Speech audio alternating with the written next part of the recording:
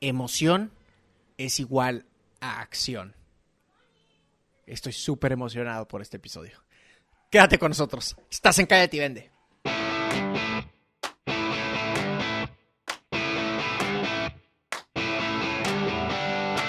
Bienvenidos, amigas y amigos, ¿cómo están? Este es el episodio, no estoy seguro qué número de episodio es porque he grabado 3 episodios el día de hoy, pero inserta el número de episodio aquí, no te preocupes por eso.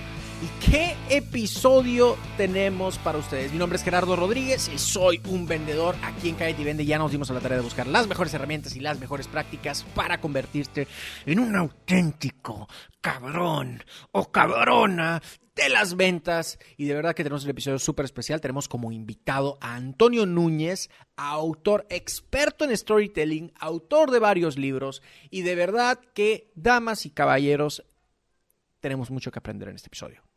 Va a haber muchas herramientas, bueno, una herramienta, muchas formas y mucha tarea que vamos a tener de acuerdo a este episodio. Te pido que, como siempre, pues que la pluma, papel, etcétera, etcétera, ya todo eso te lo sabes porque seguramente no es tu primer episodio de Cállate y Vende, y si es tu primero, bienvenido, gracias. ¿Qué haces aquí? No es cierto. Pero vamos a...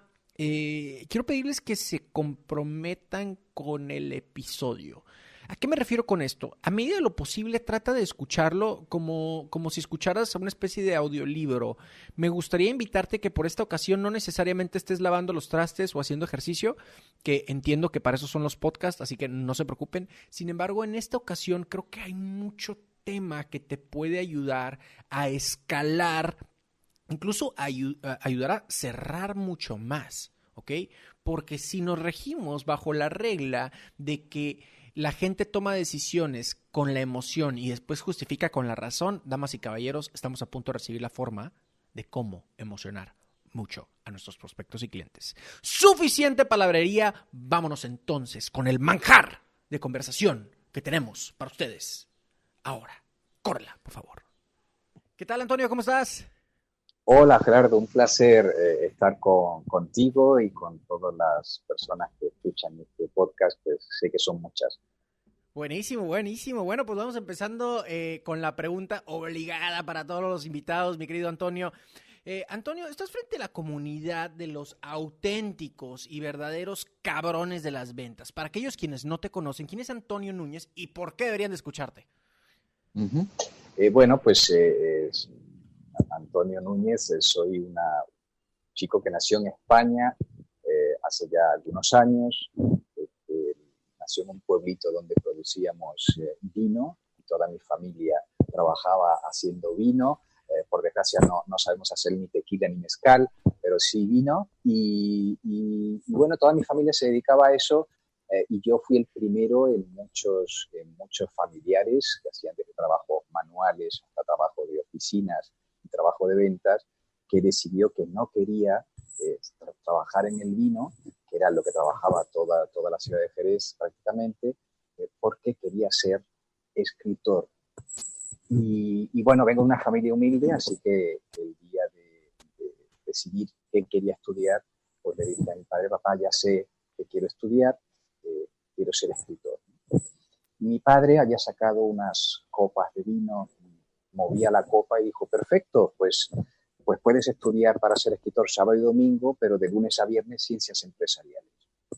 Y eso fue lo que estudié, para suplicio y condena, sudé cada minuto, odié muchas cosas, hasta que en el segundo curso estaba estudiando organización de empresas y un profesor, un maestro maravilloso, contó un relato para ilustrar qué era la producción en cadena. Era un relato de Augusto Monterroso que se llama Mr. Taylor, y con mucha retranca y muy divertido. En muy pocas páginas contaba lo que era la producción en cadena desde el punto de vista creativo, literario y de ficción. Entonces aquello me explotó la cabeza, porque dije, bueno, de repente logro conectar dos cosas: mi vocación, que era más literaria y de creación de guiones de cine, televisión, series, relatos breves, etcétera, con la parte que en aquel momento estaba haciendo, que era más empresarial y que era más el marketing y las ventas y ese tipo de cosas. Y a partir de ahí, digamos que continué todos mis estudios ya con esa mosca detrás de la oreja, que decimos en España, de que podía haber puntos de contacto entre lo narrativo y las ventas y el marketing y el mundo de la empresa. Y a partir de ahí, en 2007, publiqué mi primer libro, que se llama Será mejor que lo cuentes, donde intentaba explicar qué era un relato de marca y cómo las marcas se podían contar. Y luego hice uno que se llama La estrategia del pingüino, que era de cómo contar relatos en Internet, en digital. Y el último, que es Storytelling en una semana, que era más aplicado a gente que necesita conectar emocionalmente con los demás, que necesita persuadir las dos cosas y qué tipo de relatos debe contar. Y ese soy yo. Oye, me encanta porque este último libro que mencionas, tu más reciente obra, que es Storytelling en una semana, Antonio, fue precisamente el que hizo que te descubriera y que te extendiera la invitación, ¿no? Y me encanta porque dices, este es el storytelling para las personas que necesitan conectar emocionalmente con los demás. O sea, todas las personas. Todos. Sí. Me encanta. Entonces es como la estrategia de nicho del buen Antonio. Chéquense la estrategia de venta, ¿no? Es nada más para las personas que necesitan conectar con otras personas. Todas las personas necesitan conectar con otras personas. Me encanta. Muy bien. Entonces, Antonio, este tema del storytelling, te lo decía antes de comenzar a grabar, es un tema que a mí me atrae bastante. No solo me atrae, sino creo que es una herramienta, si me permites así decirlo, y te voy a pedir que lo definas ante la audiencia desde tu punto de vista como experto en el tema. Sin embargo, creo que es una herramienta súper valiosísima para vendedores, para gerentes, para líderes, para speakers, para conferencistas, porque a fin de cuentas a mí me ha quedado la idea, corrígeme si estoy equivocado, pero me queda la idea como que la gente se les recuerda mucho más fácil la emoción que sintió al ver algo más que la información que recibió. Ya pasaremos a ese tema, Antonio, pero me gustaría que nos explicaras, así con manzanitas, como si fuéramos niños de 8 años, y no lo digo porque la audiencia ni yo estemos tontos, sino lo digo porque creo que esa es la verdadera forma de entenderle, ¿no? Sí. Si tú como instructor le puedes explicar algo a un niño de 8 años, quiere decir que eres muy bueno. Entonces, a un niño de 8 años, ¿qué es el storytelling, Antonio? Bueno, la definición que utilizo es el arte y también la ciencia de contar historias, de narrar historias, o con propósitos persuasivos o con propósitos de conexión emocional con los demás, ¿no? O sea, al final, dos grandes motivaciones. Storytelling, del inglés story, relato, telling, el contarlo, ¿no? Contar relatos, es prestarle más atención a algo que hacemos todos desde que somos niños, y que, como digo siempre, lo aprendemos de los abuelos y de las abuelas, y es parte de la educación emocional de todo el mundo. Lo que ocurre es que parece que cuando empezamos a trabajar y empezamos a vender, nos da mucho apuro o mucha vergüenza contar relatos personales. Parece que no es profesional. Parece que se va a decir, cállate, incluso no me cuentes cuentos, ¿no? Que en español tiene una connotación negativa. Sí, rollero, ¿no? Chorero. Rollero, en México. no, claro, un chorero que vende humo y nada más.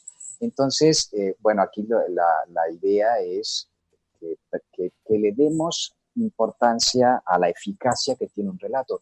Y está muy demostrado que desde el punto de vista de la neurología, ¿no? De cómo nos funciona el cerebro, cuando tú narras un relato, activas dos tipos de hormonas en el cerebro, ¿no? La primera es la serotonina, ¿no? También llamada la sustancia del amor, ¿no? o del placer. Cuando contamos una historia, cuando por ejemplo estamos viendo una película, ¿no? y de repente hay una empatía, lloramos o nos emocionamos o nos reímos porque al personaje le está pasando algo, bueno, ahí la serotonina está fluyendo rápidamente por nuestro cerebro. Y eso se logra solo o se logra mediante un relato. Y la segunda hormona, el cortisol, que es la del estrés. Y está demostrado que cuando una persona le contamos un relato que tiene un componente de estrés, el héroe está a punto de perder la vida porque ahí el cortisol empieza a subirte en el cerebro, Y eso tiene algo buenísimo, que es que centramos toda la atención en lo que está ocurriendo en ese momento. Por eso hay veces que cuando estamos viendo una buena película y alguien te pregunta algo, tú ni te enteras porque estás 100% la atención. Es una atención que se llaman los neurólogos proyectiva, y estás ahí, te estás proyectando en lo que está ocurriendo, y el cortisol está cabalgando y tienes un nivel de estrés enorme que te ayuda a focalizarte en eso que estás viendo y suspender lo que te rodea, ¿no? Es como si estuvieras viendo el león y uno que ve, pues ve solo el león porque lo de alrededor se olvida, es decir, el cortisol se encarga de que te prestes atención a si el león está gruñendo o no. Okay. Un relato produce esas dos cosas en el cerebro y por eso es algo muy eficaz para comunicar. Dices eso y me viene a la mente, hablando de serotonina y cortisol, pero me viene a la mente algo que hemos leído anteriormente y creo que muchas personas han escuchado esta frase o este término más bien anteriormente, que es las neuronas espejo. Y ¿tiene que ver algo, Antonio? ¿Cómo metemos eso ahí con lo que acabas de decir? Sí. Bueno, al final es la capacidad de replicar o de entender y ponerte en los zapatos de la otra persona, ¿no? Y entender qué emoción es la que estás teniendo y sentir esa emoción tú también. Y ahí es cuando se produce la conexión emocional, es porque estáis vibrando en la misma onda. Y eso es algo muy importante, eso es algo que además que percibimos de una manera no verbal. No hace falta decir tú me caes bien, uno lo intuye, ¿no? Sí. Y al revés, hay veces que te pasa que tocas una puerta, abre alguien y en 0 milésima de segundo ya te cae mal y dices, Sí, bueno, claro. y lo ves, y es recíproco además, es decir, percibes que esa persona, tú no le caes bien a esa persona.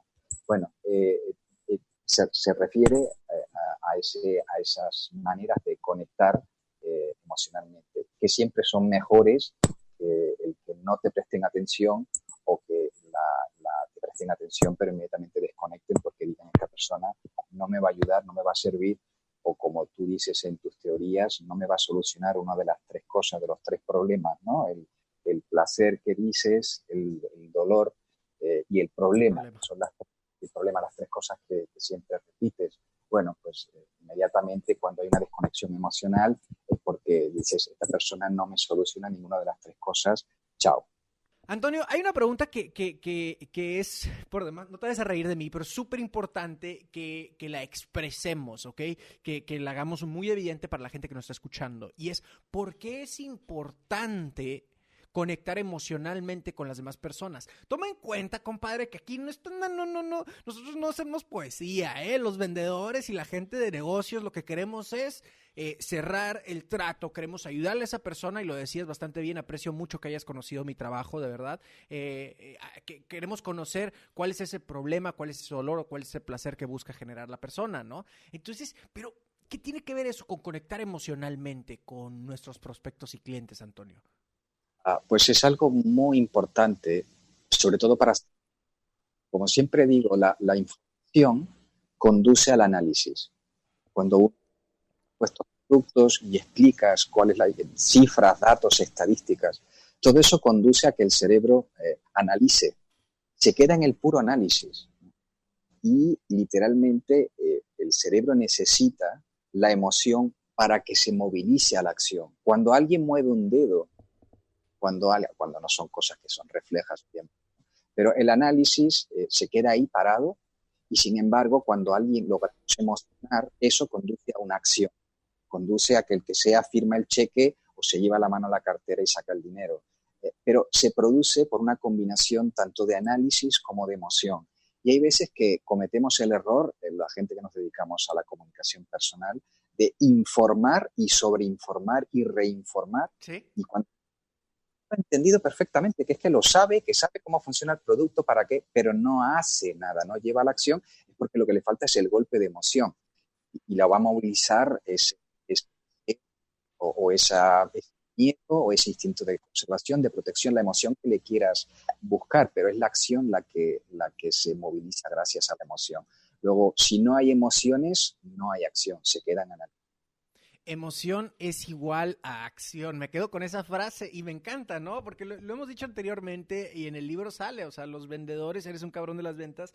En el libro escribo cómo los vendedores somos como gestores de emociones, ¿no? Tenemos esta trilladísima frase, una frase muy clásica, la gente tomamos decisión con la emoción para después justificar con la razón. Esto no quiere decir que solamente vas a estar generando y generando y generando emociones, sino también tienes que dar la información necesaria como para que esa persona después justifique su propia decisión. Es bien importante. Ahora, me encanta que estamos en ese mismo canal y ahora ya estamos en sintonía toda la comunidad, Antonio. Ya entendemos que tenemos que conectar emocionalmente, ya entendemos que tenemos que generar emoción con respecto a nuestra oferta de valor, a nuestros prospectos y clientes. Ahora sí, existe una serie de pasos para hacer un storytelling. ¿Cómo funciona esto particularmente? Y si podemos, te retaría, Antonio, que no es ningún reto para ti, simplemente manejarlo hacia un poquito más el tema de negocio. ¿Y cómo funciona esto a la hora de una conversación de negocios? Bueno, funciona a que uno se debe preparar los 5 o 6 relatos ideales cercanos, ¿no? Que los haya vivido, que se los haya escuchado contar un compañero o un familiar, y que uno tenga preparado qué tipo de relatos puede que necesite. Luego no se trata de que recitemos el relato. Esto no es como, ahora le voy a recitar la poesía del relato cuando yo... No, no es así. Interesante un relato es que nunca sale igual, ¿no? Tú cuentas algo y lo cuentas 1000 veces, cambias, tu estado de ánimo es diferente, las palabras son diferentes, añades un color, ¿no? Y siempre es diferente, ¿no? Entonces, la parte importante es que sepamos cuáles son los relatos que vamos a poder necesitar e intentemos pensarlos antes de improvisar sobre la marcha y crearlos, ¿no? ¿Cuáles son los relatos que normalmente entiendo yo que cualquier persona que trabaja en ventas necesita? Primero, el relato ¿quién soy yo? Nos estamos presentando 1000 veces al día y veces a desconocidos. Contar quién es uno, ¿no? Lo has hecho, Gerardo, cuando me has preguntado quién es Antonio y bueno, pues he contado un relato que nunca cuento igual, pero más o menos ese es mi relato, el gran relato de mi vida de por qué hago storytelling. Bueno, ese es un primer tipo de relato. El segundo tipo de relato que está bien que la gente que se escucha se piense, ¿para qué estoy aquí? Hay veces que lo mencionas cuando tú dices que me río cuando dices que hay veces que los vendedores tenemos miedo de coger el teléfono y llamar, nos da miedito, ¿no? Que tú dices. Sí. El ¿para qué estoy? Es un relato importante porque es el relato en el que demostramos que estamos capacitados para ayudar a la persona a la que te... Número uno, ¿no? Buenísimo. Número dos, además de mostrar que podemos ayudar, el cómo vamos a poder ayudar, en qué tipo de problema o de dolor o de placer vamos a poder solucionar. Entonces, es un relato importante. Y a los latinos nos suele dar una cierta vergüenza desvelar exactamente cuáles son nuestros objetivos de una transacción personal, ¿no? O relacional. Siempre digo, pongo el ejemplo del activista norteamericano Harvey Milk. Y Harvey Milk, que trabajaba por el hecho de gays y lesbianas, él llegaba a cualquier sitio y decía, mi nombre es Harvey Milk y vengo a pediros vuestro voto. Era la primera frase que decía. Era una persona, no era agresiva, pero que sí, que dejaba muy claro y muy transparente qué quiero de usted. Quiero que ese por esto otro que rellene. Y hay veces que los latinos, los anglosajones no son así, ¿no? Y en Estados Unidos tampoco son muy directos, pero a los latinos como que vamos rodeando el tema. A las ramas, porque nos da penita, nos da miedo, Antonio. Recapitulando, Antonio, hablabas de que cada persona tiene que tener 4 o 5 guiones, 4 o 5 historias. La primera es quién soy yo, me gusta, e incluso pusiste el ejemplo. Entiéndanse vendedores, speakers, entiéndanse como el small bio, por poner un ejemplo, ¿no? El número 2, pero es una historia. El número 2 es ¿para qué estoy aquí? Y ponías el ejemplo de Harvey, precisamente que yo estoy aquí para pedirles nuestro voto. Entonces hacíamos alusión a que los latinos, particularmente los latinos, Antonio, y no puedo estar más de acuerdo contigo, nos andamos entre las ramas. Nos da como miedo, nos sentimos, y lo voy a decir así tal cual, para que la gente entienda cuál es el problema. Muchas veces nos sentimos culpables por buscar negocio. Y más ahora que está la crisis. Ay, y es que ¿cómo le voy a marcar? Me voy a ver como un perro interesado. Señores, si sientes así, ¿qué crees? Vas a transmitir que eres así y evidentemente no vas a conectar. Entonces tenemos esa número 2, ¿para qué estamos aquí? Y poder decir mucho con pocas palabras. No entendamos storytelling como rollo. No es rollo, es una forma de conectar. ¿Cuál sigue, Antonio? ¿Cómo? Ya me emocioné con esta lista. Otro tipo de relato que también es muy interesante es el relato visionario, ¿no? Okay. Es ese relato en el que describimos cómo nuestro servicio, nuestro producto va a ayudar a transformar la vida de la persona, ¿no? Si estamos vendiendo un sofá para una casa, en vez de describir perfectamente cómo es el sofá, visualicemos, ayudemos a que esa persona pueda visualizar el sofá ya en su casa y cómo le va a cambiar la vida el sofá y cómo va a ser que su hogar sea un hogar más acogedor, más cómodo y cómo va a poder a lo mejor sentarse con más críos o con más familiares alrededor de la casa y cómo van a estar más cercanos y más unidos, ¿no? Entonces, ese relato visionario de cómo va a cambiar su empresa, cómo va a cambiar su negocio si contrata mis servicios o si compra mi producto, cómo le va a cambiar la vida, es algo que tenemos que ayudar a que la persona que tenemos enfrente lo logre visualizar. Y hay veces, de nuevo, uno de los errores es escribir y describir en exceso el producto del servicio y no la vida con ese producto o ese servicio, ¿no?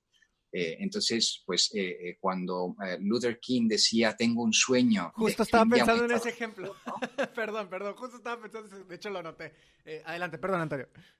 Sí, no, pues bueno, él lo que hacía era descubrir y describir cómo es una realidad que el americano medio de aquella época, afroamericano sobre todo, no podía ni imaginar, porque el racismo era brutal y imaginar que ese Estados Unidos era posible... necesitaba gente que pudiera visualizar eso. Luego, el relato visionario es una parte muy importante, ¿no? de la venta. Otro tipo de relatos que también es interesante es el relato que yo le llamo educativo. Este es el relato que en inglés llamas el how to, ¿no? Cómo funciona mi producto, es casi el relato manual de instrucciones de mi servicio o de mi producto.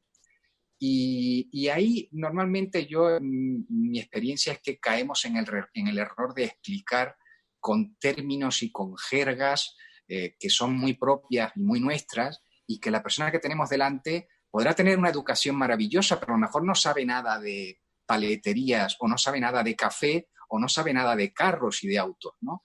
Y nosotros nos ponemos a explicar que si la válvula, 15 válvulas en un carburador es no sé cuánto, y a la persona la teníamos justo en la mano y la perdemos porque empezamos a caer en ese error de un relato educativo que no es educativo, que no educa, ¿no? Qué importante lo que acabas de decir, importantísimo. Y ¿sabes qué? Creo que es pues no voy a decir un error, creo que es una característica de personas que saben mucho que tienen mucho conocimiento sobre su industria y quieren presentar ese conocimiento ante las personas para posicionarse como una autoridad. No los culpo. Creo que la técnica es errónea porque al tú hablar con jergas, entiéndase palabras como muy específicas de tu industria, la otra persona va a pasar dos cosas. Número 1, no te entiende. Número 2, no, como a nadie le gusta sentirse estúpido, pues va a actuar como que sí te entendiera, pero realmente lo estás haciendo sentir menos. Entonces sale contraproducente utilizar este tipo de palabras.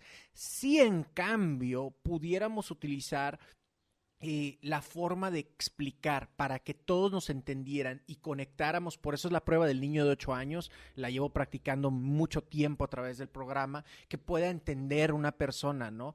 Ahora, Dicho sea de paso, hay personas muy analíticas que les da ese saborcito rico aprender y conocer nuevos términos. Es solo cuestión de identificar a la persona que tienes enfrente.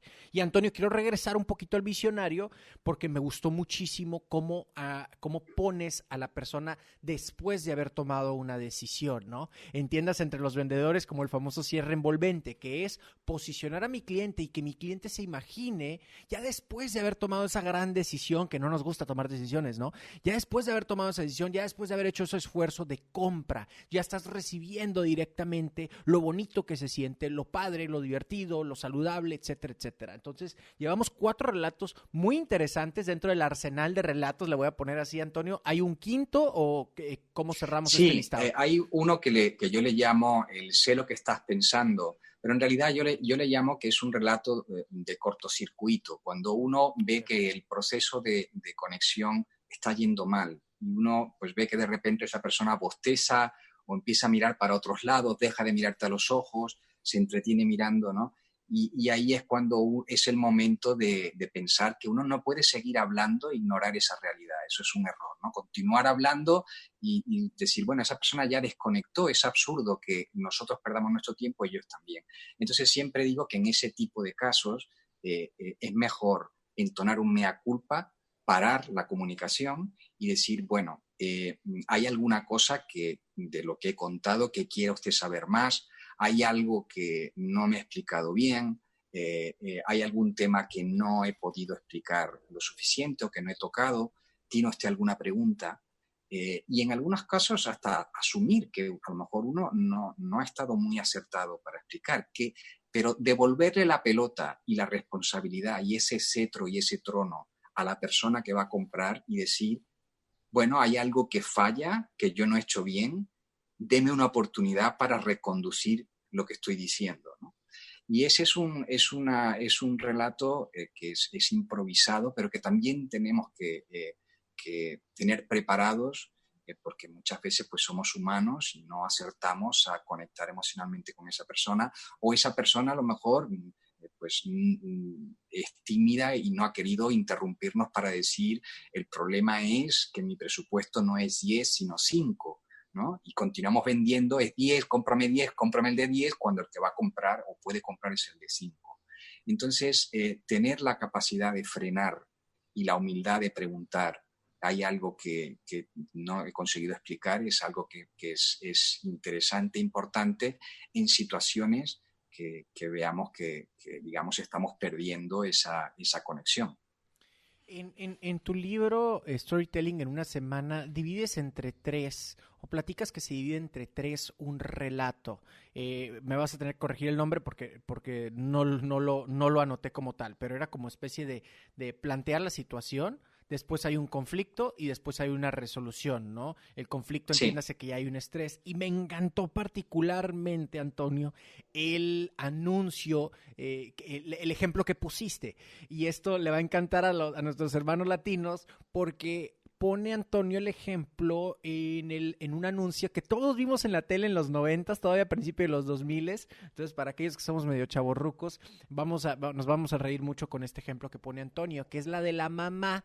Que pues es una mamá muy feliz y cuánta cosa, ¿no? Y viene su hijo que va a hacer que va a tener en su torneo de fútbol y va a jugar por el campeonato. Pero antes del gran juego se le cae la comida encima y mancha su uniforme de la suerte y tiene el gran partido en unas horas. Entonces, ¿qué pasa? La mamá, en este caso nuestra, no sé si decir heroína o el personaje principal de esta historia, pues se ve en un conflicto. En eso entra un tercero, que puede ser la vecina o la mamá o la suegra, y no, mijita, pues con este jabón, con las esferas mágicas coloridas, vamos a poder solucionar el problema de Jorgito para que gane el partido, ¿no? Entonces entran las esferas coloridas, limpian el uniforme, Jorgito sale anotando un gol, todavía anota gol, era pinche portero Jorge, pero ya lo hicieron incluso hasta delantero, y anota gol y es el héroe y todos felices. Entonces esos 3 pasos, hoy te voy a pedir que corrijas porque seguramente dije una estupidez en cuestión de los términos,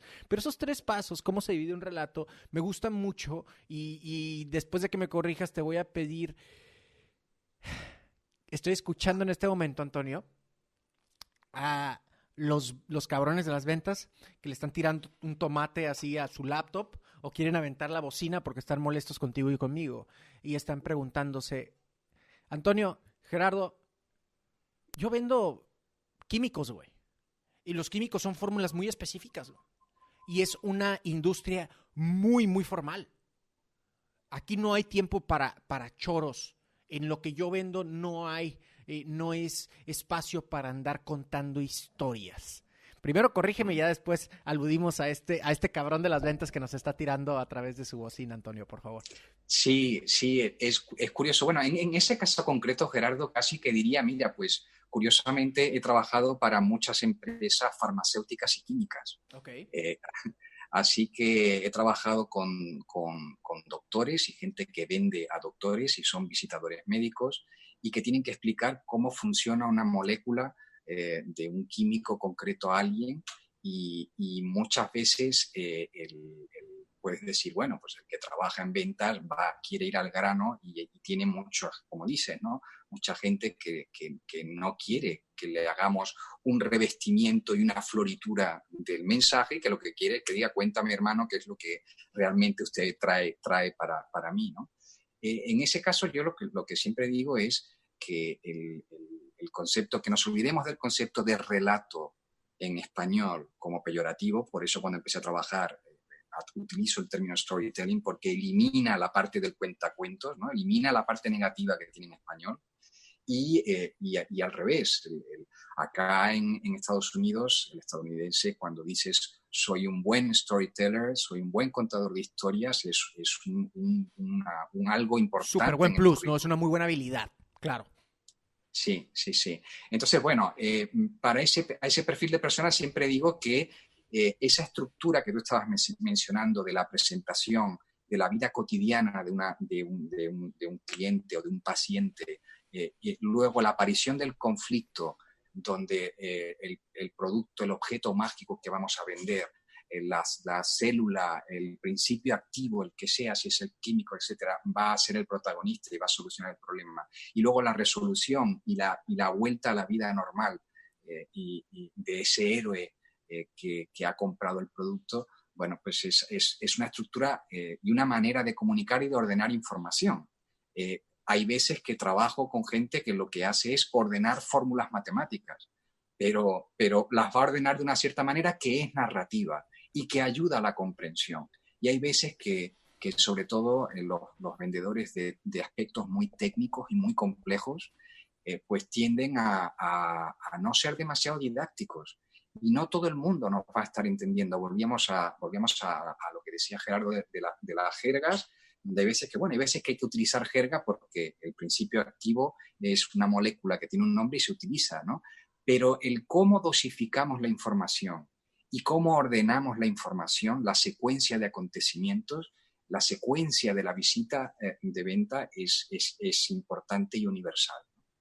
Buenísimo. Y me acordé mucho cuando leí este ejemplo, Antonio, y ahora lo recuerdo otra vez. De hecho, me reí porque me acordé de una lectura, un libro de Pat Flynn que se llama Superfans. Y el cuate habla de cómo vender ciertos cursos, dentro de todo el libro habla de cómo vender ciertos infoproductos. Y él habla de la técnica de storytelling que acabas de mencionar, pero él lo maneja más como el antes y el después. Cuando hice tanto tu lectura como la de Pat, me reí porque yo me he dado cuenta que eso yo he aplicado con mis prospectos, que les cuento una historia. Oye, bueno, te comento rapidísimo, tú estás en la industria del multinivel, por así decirlo, ¿no? ¿Conoces a tal empresa de multinivel? Sí. Ah, bueno, pues curiosamente ellos tenían un problema muy similar al tuyo. Ellos tenían personas muy nuevas, muy emocionadas, mucha actitud, pero se sentían al mismo tiempo muy nerviosas y muy así como muy, híjole, yo no sé cómo presentar el modelo de negocio. Eran muy buenas para vender producto, pero para el negocio no eran buenas. Entonces lo que hicimos, y entra ya platicamos del conflicto, ¿no? Entonces entra como que la solución. Entonces lo que hicimos fue un acompañamiento de Inserta aquí mi presentación de ventas. Entiéndase cómo no fue una presentación de que, muy buenos días, muchas gracias por darme el tiempo de platicar contigo. Mira, me gustaría presentarte mi metodología, qué es lo que revisamos y cómo es que te puedo ayudar, etcétera, etcétera. No, inserto eso dentro de una historia donde el protagonista es muy similar al prospecto, es decir, industria multinivel, problemas muy similares, entonces de cierta forma estoy utilizando un testimonial que ni siquiera traigo, presento y ¿cuál es la solución? Ahora puedes ver cuántos followers tiene en Instagram, cuántos millones, que aquí lo acaban de nombrar como el líder ultra mega hiper diamante, como le dicen en multinivel, ¿no? Entonces, eso es una historia y esto tiene que ver y les puede ayudar, cabrones y cabronas de las ventas, a absolutamente todos ustedes. Antonio, ¿algo que le agregarías a lo que te acabo de comentar para empezar? Sí, simplemente me venía a la cabeza cuando hablabas de esto, Gerardo, en que en realidad un relato es un caso de estudio, un caso práctico, ¿no? Uh-huh. Y contar casos prácticos y tener 3 o 4 casos prácticos, si estás vendiendo empresas, pues hay 3 o 4 o 5 tipos de empresas y decir, pues mira, le voy a contar otro cliente que tengo que compró esta cosa, ¿no? O le voy a contar otra empresa que se parece a la de usted que hizo esto. Entonces, bueno, las grandes universidades cuando muestran sus famosos casos de estudio, casos prácticos, en realidad son relatos, ¿no? Absolutamente. Me encanta, ¿no? Me gusta mucho, me emociona mucho este tema particularmente. Ahora, Antonio, me gustaría preguntarte, ¿qué errores comunes ves? Ya nos convenciste de que el storytelling es importante. Me gustó mucho que hayas dicho lo que es la realidad, ¿eh? Para los gringos, decir, hey, I'm a great storyteller, soy una persona que sabe hacer mucho storytelling, es un gran plus, o sea, es cosa para poner en tu currículum, compadre, que los CEOs saben hacer, ¿no? Sí. Sin embargo, en México tiene una connotación muy negativa, que es chorero, es mareador. Ay, este güey empezó con sus historias, ¿no? Cosa curiosa, que nosotros mismos nos metemos la propia pata cuando podemos tener un talento, ¿no? Ahora, ya nos convenciste que el tema de storytelling es importante. Ya nos convenciste que el tema de storytelling es importante en los negocios y que podemos aplicarlo en las ventas. Ya nos retaste a tener como mínimo 5 relatos distintos en nuestro arsenal de relatos, ¿no? E incluso todavía te fuiste un poquito más allá y dijiste, voy a tener 3 más dependiendo de la industria a la cual se dedique mi prospecto. Entonces ya estamos hablando de 8 relatos en total que todos pudiéramos tener sin necesidad de inventar. Entonces es algo divertido. Ya nos convenciste de eso. Ahora te quiero preguntar, ¿qué es lo que tenemos que evitar? Si habláramos un poquito de los do's and don'ts, empecemos primero con los errores típicos que comúnmente ves tú, Antonio, que hace que te lleves así la mano a la cara y digas, no, ¿por qué hace esto? ¿Qué vendría siendo eso, Antonio? Dinos. Sí, bueno, yo diría que el primero de la gente que termina convencido y que empieza a probar, ¿no? De manera experimental, de manera tímida, ¿no? Poco a poco, que es como creo que hay que hacerlo. El primero es forzarse uno mismo a contar algo que no siente y que no cree, ¿no? Ese es un grave error, el decir, bueno, pues entonces me voy a aprender este relato y que además es inventado, yo no es cierto que haya hecho eso nunca, no es cierto que me guste, no he estado nunca en esa ciudad, nunca le he vendido a un cliente parecido y uno llega y cuenta y es terrible. Y es terrible, y como dices, te llevas a la cabeza por 2 cosas. Uno, porque si uno no lo siente, va a ser muy difícil que pueda comunicar esa emoción a la persona que tiene enfrente. Si tú no fueras un apasionado de las ventas, yo cuando veo o escucho tu podcast o te veo en un vídeo, no podría ver cómo te apasiona este tema.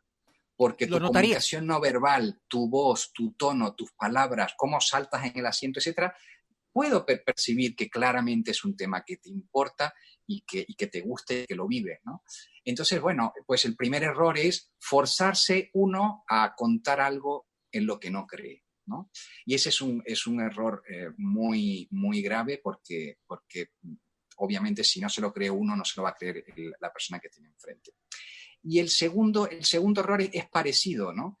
Que es el que uno no se sienta cómodo contando ese relato. Hay veces en que, aunque nos haya ocurrido, nos haya pasado, es un relato que a lo mejor es demasiado privado o es incluso un relato un poco íntimo y no estamos preparados para contar todavía ese relato, a lo mejor incluso a un desconocido. Necesitamos más confianza para contar ese relato, ¿no? Y eso ocurre mucho con los relatos personales, ¿no? Cuando tú cuentas, por ejemplo, tu decisión de de dejar el boxeo profesional, ¿no? Y dedicarte a la carrera de las ventas y todas las demás cosas que haces, pues bueno, la cuentas con un grado de madurez emocional donde todavía se percibe el dolor que te produjo esa decisión y el conflicto personal con tu familia que te produjo el decir, bueno, pues a lo mejor ni soy el mejor del mundo, ni soy Canelo, ni lo seré nunca, y a lo mejor hay otras cosas que pueda hacer mejor, ¿no?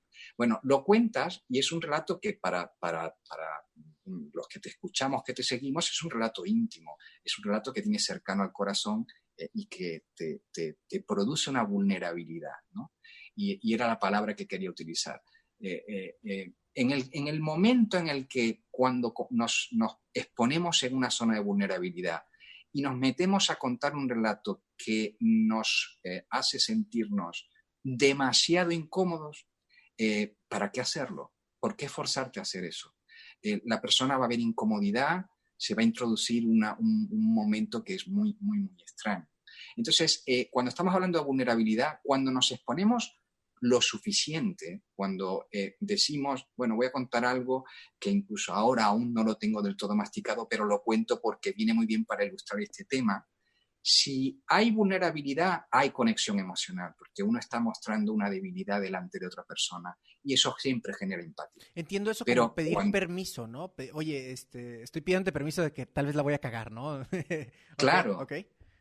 Entonces, bueno, el segundo error no es que uno no se lo crea, se lo puede creer perfectamente, pero que se sienta tan incómodo contándolo y tan intranquilo, tan intranquila, que la comunicación sea muy extraña y muy rara, ¿no? Y hay veces que ocurre eso, que decimos, bueno, ahora voy a contar una confidencia y cuando está uno la contando a la mitad y si para qué tuve que contarle qué problema tengo con mi padre o con mi tía, si es algo que no, en realidad no me sentía cómodo contándolo. Entonces, ese es otro error importante. Lo percibes incluso con los políticos, ¿no?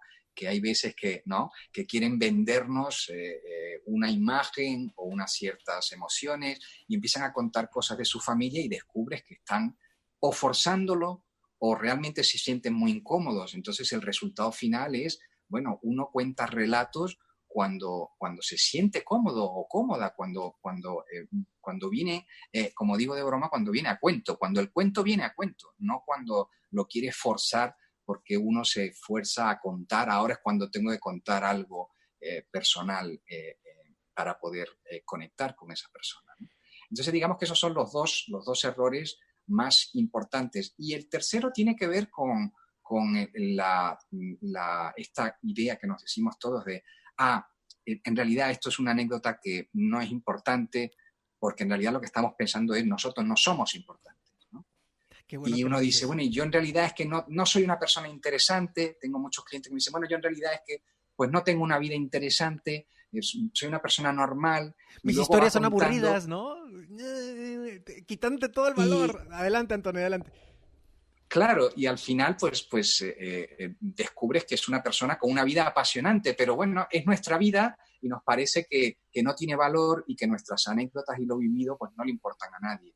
No, descubres muchas veces que cuando uno se atreve a contar ese relato personal es maná para la persona que tienes delante. Buenísimo, y de verdad que se me hace muy importante lo que has dicho, porque a fin de cuentas muchos, y particularmente lo veo en el latino, ¿no? Perdón que me quede en casa, pero particularmente lo veo en el latino, o sea, nos sentimos como no merecedores de la atención o que nuestra vida no es tan interesante. Recuerdo ahora, y yo he utilizado ese chiste anteriormente, Antonio, le dije a Dani, a mi esposa, y en una fiesta con mis amigos también lo estaba comentando. Por cierto, es una copia, una vil copia, un vil plagio de un chiste de la estandopera Sofía Niño de Rivera, espero estar diciendo bien su nombre.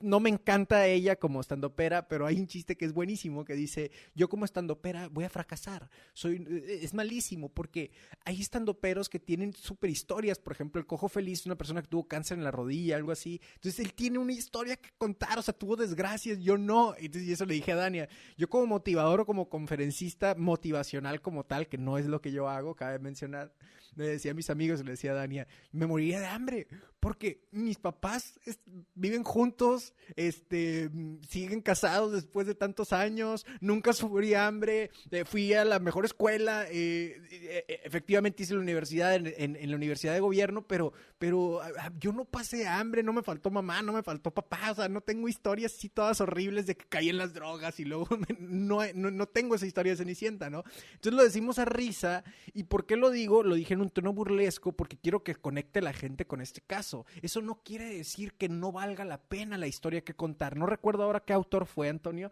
pero que decía que cualquier vida, la vida de cualquier persona, si la escribieran en un libro, sería la mejor novela jamás contada. La de cualquier persona. Imagínate eso, ¿no? Antonio, ahora vamos cambiando el tema, vamos a dar una vuelta y ahora, ¿qué sí hacer? Entiendo yo como por primeros pasos, y te pediría que me corrigieras si es que estoy equivocado, entiendo como primeros pasos comenzar esos arsenales, ¿no? Esos arsenales de relatos, comenzar a documentarlos, por así decirlo, ¿por qué no practicarlos incluso? Pero ¿cómo comenzaríamos nosotros este camino hacia el storytelling y aplicarlo a nuestras vidas? Ahora sí, ¿qué sí hacer, Antonio? Uh-huh. Bueno, como digo, la primera en el proceso es prestar atención a los relatos de los demás. Poner la oreja, poner oído, prestar atención a qué cuentan los demás y cuando alguien cuenta un relato. Y eso lo podemos hacer por la calle, cuando estamos en la cola para comprar el pan, cuando estamos en nuestro día a día. Y escuchar cómo lo cuentan las personas y qué efecto tiene en uno mismo, pero luego qué efecto tienen en los demás. Entonces, la primera norma, escuchar y observar, ¿no? El prestar atención al efecto o bien de persuasión del relato o bien de conexión emocional en los demás. Una vez que hacemos eso y empezamos a sintonizarnos, ¿no? Una cierta capacidad de prestar atención dónde hay un relato y dónde aparece un relato, en una conversación, en un spot publicitario de detergentes, como mencionabas antes, en medio de una película, etcétera, etcétera, ¿cuál es ese efecto? El segundo es empezar a plantearnos, bueno, ¿qué relato parecido puedo tener yo en mi vida profesional, en mi vida estudiantil, en mi vida familiar, como hermano, como padre, como hijo, etcétera, etcétera, ¿no? Y empezar a ver paralelismos, ¿no? Es decir, bueno, esta persona acaba de contar esto, a mí me pasó eso o no, o lo contrario, o algo parecido, y ser más consciente de los relatos que uno tiene, ¿no? Y hacer como ese efecto espejo que mencionabas hace un rato del principio del programa, ¿no? Del podcast.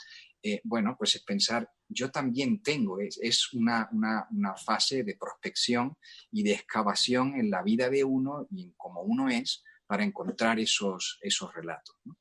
La tercera parte, el tercer paso, primero escuchamos, luego excavamos para encontrar los nuestros, es empezar tímidamente a contarlos, ¿no? Es decir, bueno, pues lo cuento en esta situación, lo cuento con este amigo o esta amiga y veo qué efecto produce y cómo se siente, y luego el ir escalando el uso de ese relato en distintos contextos, en distintas situaciones, ¿no? Y cuando uno se atreve a irlo contando y hacer esa fase de primera prueba de los relatos, es aprender a ver el efecto que tienen los demás y ir modificando el relato, ¿no? Ir diciendo, bueno, caramba, esta parte, este relato es muy largo, aburrí a esa persona, o estos detalles no le interesaron, pero aquella broma fue la que hizo el cambio de su estado de ánimo, y es ir estudiando e ir modificando poco a poco ese relato hasta que uno tiene un relato y conoce los ingredientes claves de ese relato. Si deja de contar uno de ellos, el relato no funciona. Ha llegado al estado del relato perfecto con los ingredientes necesarios, ni más ni menos, ¿no? Y ya a partir de ahí se trata de tener la capacidad de adaptar sobre la marcha, según la persona que tienes delante, qué aspectos tienes que contar o darle más énfasis o minimizar y pasar de puntillas porque a esa persona concreto, a esa audiencia, no le va a ser tan relevante. En realidad es una labor muy parecida a cuando he hablado con humoristas, donde me dicen que trabajan exactamente ese mismo proceso, Obviamente ellos buscan la risa, ¿no? Buscan que pasemos un buen rato. No es persuasión, no es conexión emocional solo, pero es un proceso muy parecido de ir mirando, ir ensayando, y hay un momento en el que ese humorista va a entrar en el café y dice, en un minuto reconfigura completamente cuál es su relato, cuál es su discurso, cómo va a ir entrelazando las historias, y nunca es exactamente la misma actuación, nunca es exactamente el mismo relato. Entonces, bueno, pues ya digamos, esa es la fase de maestro, donde uno aprende no solo a sentirse cómodo y a reconocer los ingredientes claves, sino a ser capaz de tunearlos como si fuera un carro para el momento concreto y la persona concreta. Yo rescataría algo que mencionas, Antonio, particularmente el tema de los estandoperos, los comediantes. Son personas que cuentan historias. Yo, por cierto, Dani y yo nos preparamos en el tema de stand-up comedy. Fracasé y es parte del chiste, ¿ven? Por eso les dije que no soy tan bueno. Pero el punto es que tenemos... les voy a decir algo. Una persona exitosa, pensemos en las figuras públicas, políticos, actores, conferencistas, comediantes, las mejores charlas TED que hayas visto, que hayas escuchado. La gente tiene la capacidad de contar historias. Y no importa si te están platicando de algo altamente técnico, lo están ligando a una emoción. En el caso del stand-up comedy, esa emoción, juegan con las emociones, ¿eh? También hay ciertas cosas. Yo he visto monólogos de stand-up que hay partes tristes, hay partes que duelen y le dan la vuelta, ¿no? Entonces, que son grandes maestros en el tema del storytelling. Pero ahora sí que casi demuéstrame una persona exitosa, yo te demuestro una persona que sabe vender y una persona que sabe contar historias. Por eso la importancia y por eso mi fascinación por este tema. Voy a recapitular la serie de pasos, Antonio, que nos diste para que la gente pueda ir tomando nota de cómo entrar a este mundo del storytelling.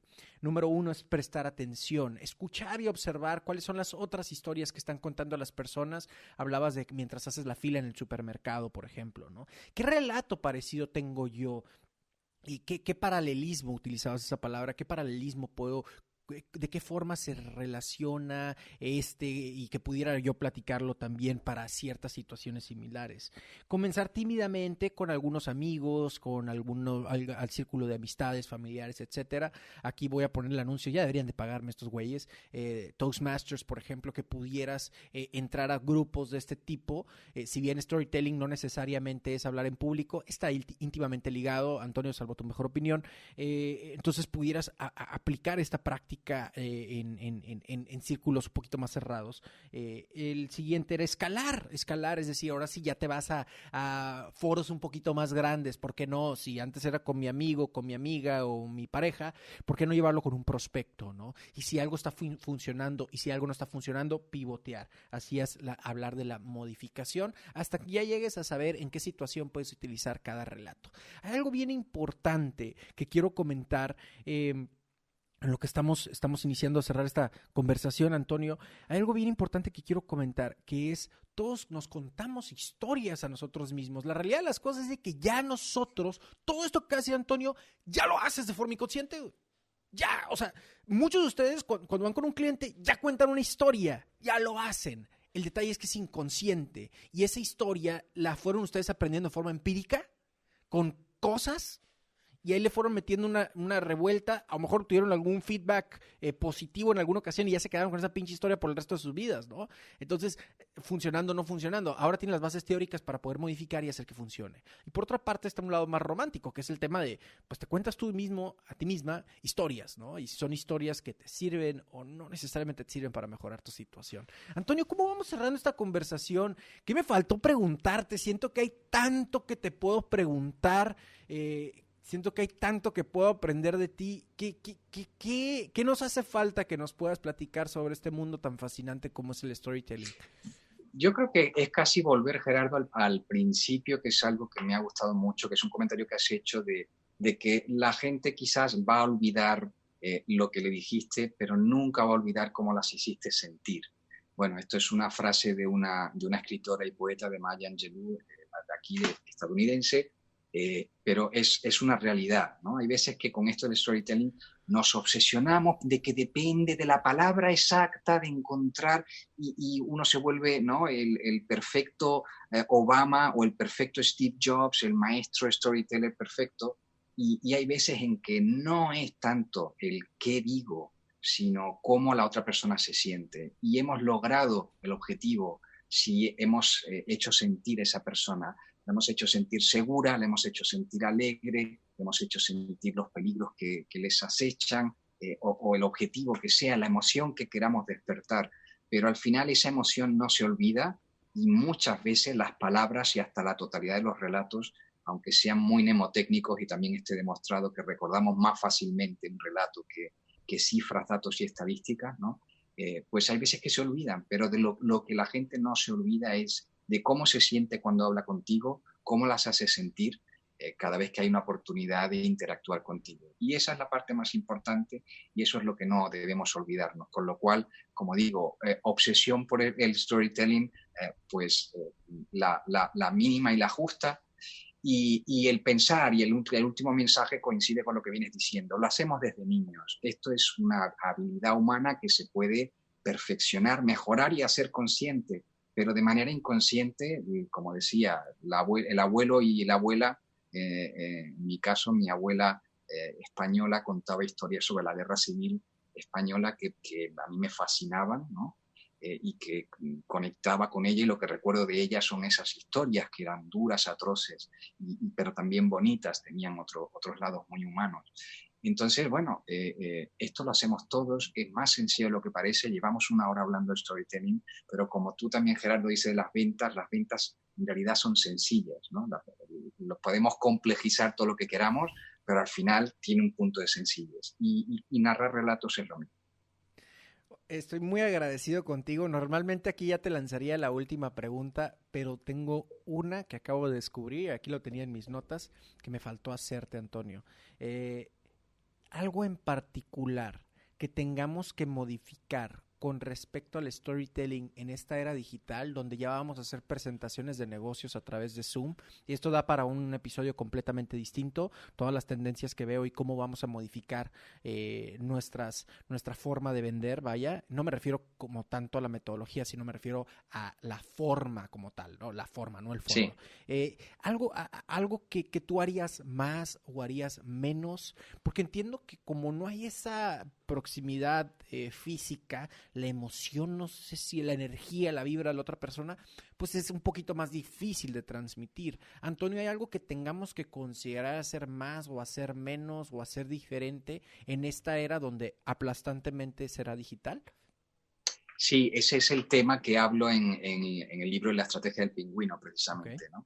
Y de lo que al final el mensaje cuando uno va a lanzar un relato que sabe que va a tener una vida digital a través de lo digital, es pensar no tanto en la persona que lo va a recibir y que lo va a leer de primeras, sino en por qué esa persona a su vez lo va a compartir con un tercero. Es decir, prestar atención a la viralidad, al potencial de viralidad que tiene ese relato. Y hay veces que recibimos un correo electrónico donde hay un meme, o donde es un vídeo, o es una broma, un chiste, o es una historia, o es lo que sea, y que nos reímos mucho, pero luego no lo vamos a compartir con terceros. Y hay otras veces que recibimos algo y que inmediatamente lo vamos a compartir con terceros, porque el propio relato tiene un valor que no sirve solo a ti para comunicar tu mensaje, sino que también tiene que servir al que lo va a utilizar, a lo que yo llamo el usuario del relato. Lo va a recibir y ese relato lo tiene que usar para un tercero. ¿Cómo le va a ayudar ese relato que tú le estás contando a esa persona a contarla a un tercero? Le va a hacer sentir una persona más inteligente frente a otros, le va a hacer sentir una persona más informada de la realidad frente a otros, le va a hacer sentir una persona entrañable y cercana y simpática, pues muchas veces compartimos una broma, un chiste, un vídeo, porque es simpático, porque es divertido y ya está, ¿no? Pero en realidad lo estamos compartiendo porque nuestro mensaje es: yo quiero que tú te rías con lo que yo te he enviado. Y esa es la utilidad, y para eso lo está usando esa persona. Entonces, siempre hago la alerta que cuando el mensaje y el relato lo vamos a trabajar en redes sociales, la utilidad del relato es muy importante y el pensar en que lo que llevábamos antiguamente, el emisor y el receptor, pues ahora es el creador y el usuario, y ese usuario va a modificar el relato, contarlo con sus propias palabras, cortar la mitad del correo, quitarle 3 fotografías, insertar su nombre en vez del nombre que tú habías puesto primero. Hay manipulación, etcétera, pero lo importante al final es tener claro cómo y por qué esa persona va a usar mi relato en su vida cotidiana. Y por tanto, es trabajar con relatos que tengan ese ingrediente de viralidad desde el principio. Algo, por cierto, algo en concreto que dirías, he notado con base a tu experiencia, Antonio, fíjate, Gerardo, que he notado que este es un ingrediente particularmente interesante si lo que quieres es agregarle viralidad a una historia. ¿Has notado algo, alguna característica que nos pudieras, seguramente en tu libro La Estrategia del Pingüino, que por cierto, el link para que lo adquieran va a estar en la descripción del programa, en la descripción de este episodio, La Estrategia del Pingüino, y voy a poner también el libro que yo leí que hizo que me acercara contigo, que es Storytelling en una semana. ¿Alguna clave, algún aspecto clave para agregarle esa viralidad a nuestras historias, a nuestros relatos? Sí, casi siempre hay como 2 o 3 emociones que son claves que de nuevo, como decíamos, vemos a lo que hablamos al principio, emoción que moviliza la acción, ¿no? Y no información que lleva al análisis. Luego, por tanto, el mensaje que tengamos que transmitir de manera viral digitalmente tiene que tener un contenido emocional alto, y las emociones que normalmente las consiguen los mejores resultados de viralización son, uno, la primera, el escándalo, es decir, el que digas cómo es posible que esto haya ocurrido, número 1. Número 2, la hilaridad, el que sea algo que sea divertido, que sea sorprendente, que te entretenga. Y tercero, el valor educativo del relato. El que haya alguien que le vea una utilidad y diga, esto se lo voy a enviar a alguien que es mi primo, mi tío, porque le va a venir bien para entender esto otro, ¿no? Y digamos, esos son las tres grandes ingredientes de los relatos que viralizan muy bien. O son educativos y nos explican algo muy bien explicado y muy bien contado y tienen un valor pedagógico, o son relatos que nos escandalizan por algo, o son relatos que nos emocionan y nos divierten y los compartimos en ese mismo contagio de emoción hacia otros. Buenísimo. Antonio, muchísimas gracias por haber compartido con nosotros. No te puedo dejar ir sin la pregunta obligada que tenemos para todos los invitados. Antonio, aquí en Cállate y Vende buscamos desarrollar auténticos y verdaderos cabrones de las ventas. Para Antonio Núñez, experto en storytelling, ¿cuál sería una característica vital para ser un cabrón de las ventas? Pues yo creo que ser honesto con uno mismo, o ser honesta con uno mismo. El valor de la honestidad creo que es importantísimo en las ventas y está muy relacionado con esto que decimos del storytelling y de contar historias.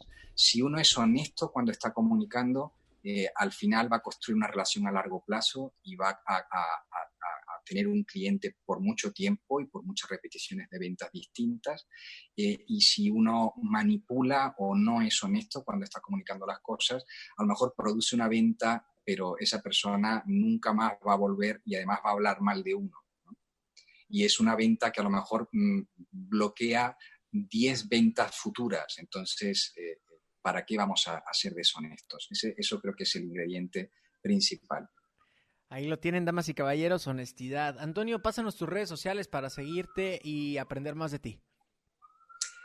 Pues la verdad es que me pueden seguir, estoy en Instagram con Antonio Núñez Storytelling, estoy en Twitter, que es Anton Núñez, me pueden buscar ahí también, Facebook, Antonio Núñez López Escritor, estoy en YouTube, donde también es Antonio Núñez Storytelling. Creo que casi todas las redes sociales donde puedan buscar me van a encontrar. Buenísimo. Y van a encontrar contenido. Vamos a dejar toda la forma de localizarte en la descripción de este episodio. Antonio, muchísimas gracias. Un saludo muy grande, Gerardo, para ti y para toda la gente que sigue tus programas y tus contenidos. Un placer hablar con ustedes. Bien, pues eso fue mi conversación. De verdad que estoy súper agradecido con Antonio. Muy interesante conversación. Aprendí mucho. Noté que hay algunas cosas que hago muy bien, hay otras que pudiera mejorar, pero particularmente de eso se trata, poder invitar con expertos, no necesariamente personas con millones y millones de seguidores. Eso no es lo importante. Lo que queremos es millones y millones, pero de valor que te puedan dar. Y de verdad es que Antonio ha aportado muchísimo. Y espero de verdad que le haya sacado el máximo provecho a esta conversación. Si la quieres escuchar más de una vez, pues adelante, be my guest, no se cobra por eso. Sí, por otra parte, quisieras que te mandara el resumen con los conceptos más importantes, la metodología que conversamos, de tal forma que sea más fácil para ti interiorizar toda esta nueva información, pues bueno, te invito a que entres al Club Cállate y Vende, donde por 100 pesitos al mes, por Dios, 100 pesitos es como $0.50 ahorita con la economía como está. Chiste de humor negro, lo siento mucho, no es sensible políticamente. 70 centavos de dólar. 100 pesitos al mes vas a estar recibiendo la información y los conceptos más importantes de cada episodio en la comodidad de tu correo electrónico. Entra al link que está en la descripción de este episodio, Club Cállate y Vende, y nos vemos ahí.